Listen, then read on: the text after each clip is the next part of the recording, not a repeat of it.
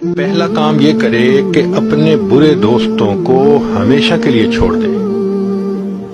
آپ ایک مثال پر غور کریں کہ اگر کسی گندی نالی میں ایک موتی پڑا ہوا ہے اور آپ وہیں اس کے اوپر 5 جگ پانی ڈالیں تو وہ ویسا کا ویسا گندا رہے گا، لیکن نالی سے نکال کر 1 گلاس پانی بھی ڈالیں تو وہ صاف پاک ہو جائے گا۔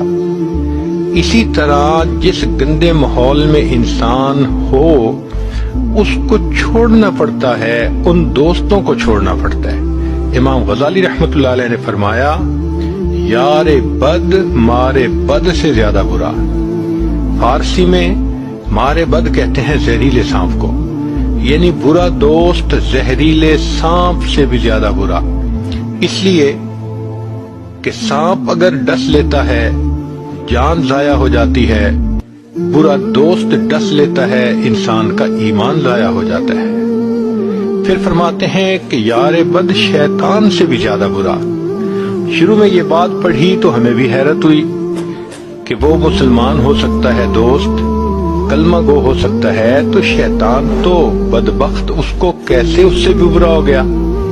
مگر امام غزالی رحمۃ اللہ علیہ نے بات سمجھائی۔ انہوں نے فرمایا کہ دیکھو، شیطان انسان کے ذہن میں برا خیال ڈالتا ہے، اس کو عمل میں لانا نہ لانا انسان کا اپنا اختیار ہے، اس سے زیادہ تو شیطان کچھ نہیں کرتا۔